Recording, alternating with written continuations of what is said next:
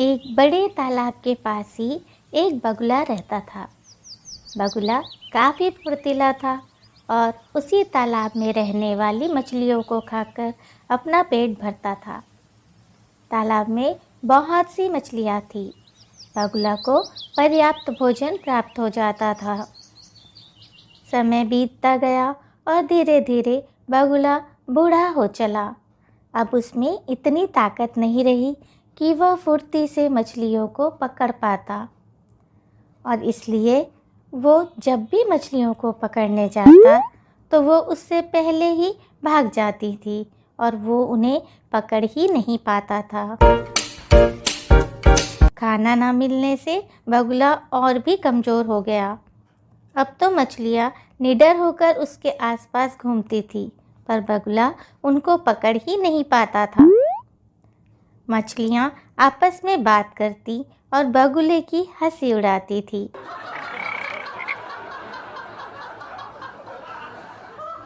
बगुला इसी सोच में रहता था कि किस तरह वह मछलियों का शिकार करे और उनको खाकर अपना पेट भर पाए।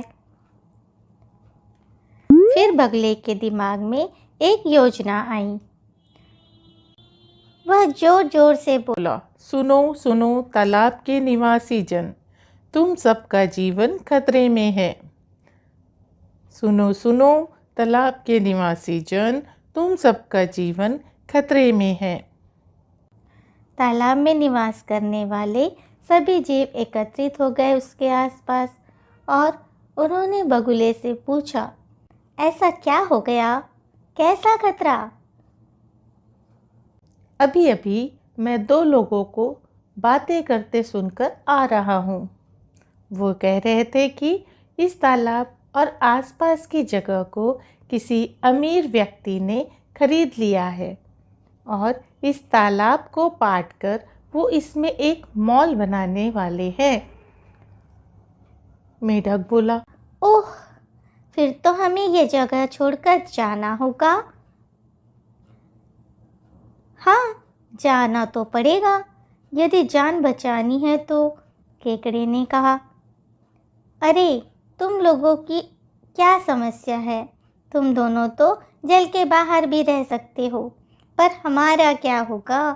हम कैसे दूसरे तालाब तक पहुँचेंगे? एक मछली बोली। हाँ, हम सब क्या करें? अब तो हमारा बचना मुश्किल है। यदि मुझ पर भरोसा हो तो मैं कुछ कह सकता हूँ। बगुला मौका देखते ही बोला, क्या कर सकते हो आप? यहाँ से कुछ दूरी पर ही एक नदी बहती है। आप लोग चाहे तो मैं वहाँ सभी को एक एक करके ले जा सकता हूँ, पर मैं एक साथ नहीं ले पाऊँगा। अब मैं उतना जवान नहीं रहा, इसलिए मैं रोज़ कुछ को ही ले जा सकता हूँ। ठीक है, आप ऐसा ही करो, सभी ने एक स्वर में कहा। फिर बगुले ने एक मछली को अपने पीठ पर बिठाया और ले उड़ा, पर वह नदी की ओर नहीं गया बल्कि एक पहाड़ी की ओर गया और वहाँ जाकर उस मछली को खा गया। ऐसे ही हर दिन 5-6 मछलियों को उसी पहाड़ी पर ले जाता और खाता रहता। धीरे धीरे उसके शरीर की ताकत भी लौट आई। इधर तालाब के हर जीव जंतु यही सोच रहे थे कि बगुला जिन्हें भी लेकर गया वह सुरक्षित हो गया है, और वो सभी अपनी बारी का इंतज़ार कर रहे थे। एक दिन केकड़ी की बारी थी। बगुला उसे पीठ पर चढ़ाया और मन ही मन सोचा, चलो आज थोड़ा टेस्ट चेंज होगा। आज इस केकड़े का मांस का मज़ा लूँगा। रोज़ वही मछली खा खा कर बड़ी बोरियत हो गई है।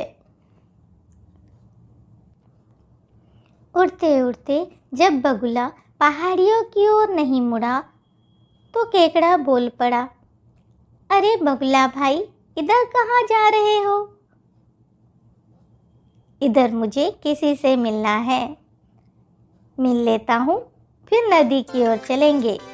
यह कहकर बगुला पहाड़ी पर उतरने लगा। केकड़े ने दूर से देखा, पहाड़ी पर जगह जगह मछलियों के कांटे पड़े हुए हैं। अरे ये क्या? उसने मन ही मन सोचा और केकड़े को सारा माजरा समझ में आने में देर नहीं लगी।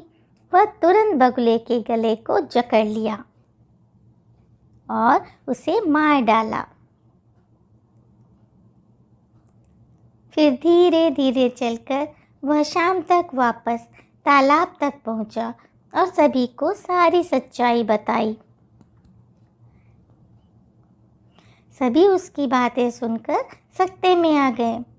उन सबको अपने कई साथियों के मारे जाने का अत्यंत दुख था, परंतु इस बात की सांत्वना भी थी कि दुष्ट बगुला मारा गया और अब उन्हें उससे मुक्ति मिल चुकी थी।